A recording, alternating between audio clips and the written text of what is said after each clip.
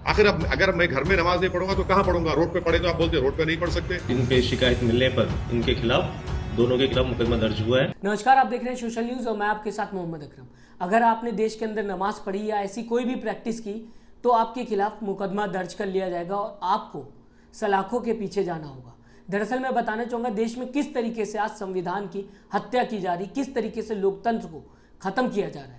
आप सभी को ये बात समझना बहुत ज़रूरी है क्योंकि बाबा साहब भीमराव अम्बेडकर ने हर किसी को सामान्य जिंदगी जीने का अधिकार दिया था। हर किसी को यह अधिकार दिया था कि वो अपने रिलीजन को प्रैक्टिस कर सके। ये खबर मुरादाबाद की, जहां पे बताया जा रहा है कि दिल्हेरपुर गांव के अंदर 26 लोगों के खिलाफ मुकदमा दर्ज कर लिया गया है क्योंकि उन 26 लोगों ने बाकी लोगों को इन्वाइट किया था अपने घर में नमाज पढ़ने के लिए। बताया ये भी गया है खबर के अंदर कि गांव के अंदर एक भी मस्जिद नहीं है, जिस वजह से लोगों ने उनके घर में आके नमाज पढ़ना सही समझा, जिसके बाद पड़ोसियों को आपत्ति हुई। पड़ोसियों ने एफआईआर कराया और उन सभी के खिलाफ एफआईआर दर्ज कर ली गई है, जिसमें से 16 लोगों की पहचान कर ली गई है और 10 लोग अभी भी अज्ञात चेहरे बताए जा रहे हैं। मैं आपको बताना चाहूंगा कि किस तरीके से देश के अंदर कॉन्स्टिट्यूशन की हत्या हो रही है, क्योंकि कॉन्स्टिट्यूशन में आर्टिकल 25, आर्टिकल 26, आर्टिकल 27 और आर्टिकल 28 में ये कहा गया है कि आप अपने रिलीजन की प्रैक्टिस कर सकते हैं, अपने रिलीजन को फंड कर सकते हैं, अपने रिलीजन को बिना किसी को हार्म किए प्रमोट भी कर सकते हैं। तो वो संविधान आज पूरी तरीके से खत्म होता हुआ दिखाई दे रहा है उत्तर प्रदेश के अंदर, क्योंकि मुरादाबाद उत्तर प्रदेश के अंदर है। फिलहाल मैं आपको बताना चाहूंगा जो सरकार कहती है सबका साथ सबका विकास, जहां योगी जी कहते हैं कि हमें हिंदू भी प्यार करता है और मुसलमान भी प्यार करता है, वहां पे मुसलमानों को सिर्फ इसलिए सलाखों के पीछे डाला जा रहा है क्योंकि उन्होंने नमाज पढ़ने का क्राइम जो है वो कर लिया है। दरअसल मैं ये भी बताना चाहूंगा आपको, जहां प्रधानमंत्री नरेंद्र मोदी ये कहते हुए नजर आते हैं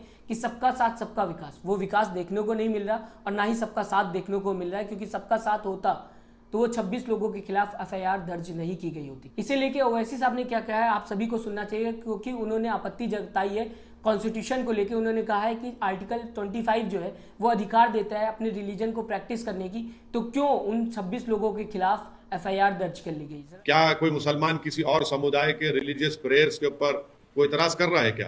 आप क्या डिमांड करते हैं? डिमांड क्या कर रहे हैं? डिमांड क्या है कि मेरे को आर्टिकल 25 में फ्रीडम ऑफ रिलीजन है। आखिर अब अगर मैं घर में नमाज नहीं पढ़ूंगा तो कहाँ पढ़ूंगा? रोड पे पढ़े तो आप बोलते हैं रोड पे नहीं पढ़ सकते, जबकि सुप्रीम कोर्ट ने कह दिया कि भाई नमाज आप कहीं भी पढ़ सकते। तो आपने सुना किस तरीके से ओवैसी साहब ने कहा कि आर्टिकल 25 हर किसी को यह आज़ादी देता है कि वो अपने रिलीजन को प्रैक्टिस कर सके। दूसरी तरफ मैं आपको ये भी बताना चाहूँगा कि खबरों की अगर मालूम है तो उसमें यह कहा गया कि इन लोगों ने लोगों को इनवाइट किया और एक जगह गैदर किया बिना पुलिस को इन्फॉर्म किए। अगर ये क्राइम है तो बर्थडे पार्टी से पहले भी हर किसी को अब इन्फॉर्म करना होगा पुलिस को, अगर वो बर्थडे पार्टी करना चाहता है। अगर किसी के घर में हवन है और वो हवन करना चाहता है और लोगों को इनवाइट कर रहा है तो उससे पहले पुलिस को इन्फॉर्म करना पड़ेगा अपने घर में हवन करने से पहले। अगर कोई मिलाद करना चाहता है मुस्लिम धर्म के हिसाब से तो उसे भी पहले पुलिस को इन्फॉर्म करना पड़ेगा, क्योंकि वो भी क्राइम हो जाएगा। और कोई भी एनिवर्सरी या कोई भी पार्टी हो रही होगी घर में, जो कि छोटी पार्टी हर घर में होते हुए दिखाई देती, उन सबको भी पुलिस को इन्फॉर्म करना होगा। अगर सही है तो सब सही है, अगर गलत है तो सब गलत है। उस हिसाब से हर किसी को जो पार्टी करना चाहता है उन सभी को पुलिस को पहले इन्फॉर्म करना पड़ेगा, क्योंकि अगर खबरों की मैं मानूं तो ये भी बताया जा रहा है कि इन लोगों ने लोगों को इन्वाइट किया, ये भी बहुत बड़ा क्राइम है। तो फिलहाल अगर क्राइम है तो हर चीज़ क्राइम में आएगी, बर्थडे पार्टी भी क्राइम में आएगी, हर एक पार्टी वो क्राइम में आएगी, हर एक मिलाद क्राइम में आएगा जिसमें लोगों को इन्वाइट किया जा रहा है। मैं आपको ये भी बताना चाहूँगा कि देश में किस तरीके से लोकतंत्र की हत्या हो रही है, जहां पे पड़ोसी का नाम चंद्रपाल सिंह बताया जा रहा है जिसने ये कंप्लेन की,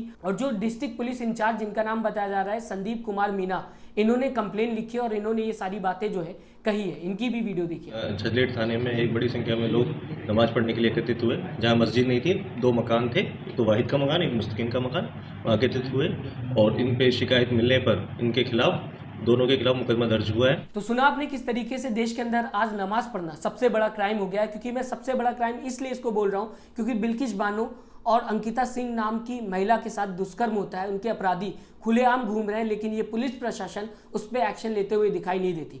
दूसरी तरफ अगर कोई मॉल के अंदर नमाज पढ़ता हुआ पाया जाता है या फिर रोड पे ओपन एरिया में नमाज पढ़ता हुआ पाया जाता है तो उसके खिलाफ मुकदमा दर्ज कर लेती। मैं मानता हूँ ठीक है ओपन एरिया में नमाज नहीं पढ़ना चाहिए, लेकिन अगर कोई अपने घर के अंदर भी नमाज पढ़ रहा है तो वो कितना बड़ा क्राइम हो जाता है, जिसके बाद पुलिस लगातार उसके पीछे पड़ जाती है।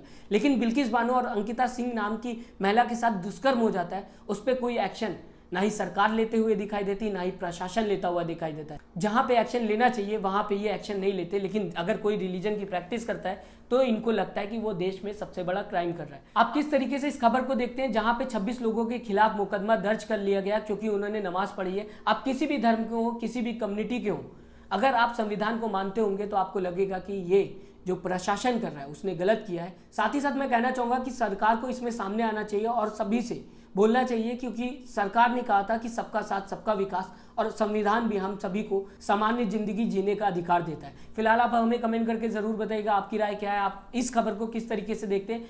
हमारे चैनल को सब्सक्राइब करना ना भूलिएगा। लेटेस्ट न्यूज़ के लिए अपना ख्याल रखिएगा। नमस्कार। चैनल को लाइक, शेयर एंड सब्सक्राइब करें और बेल आइकन दबाना ना भूलें।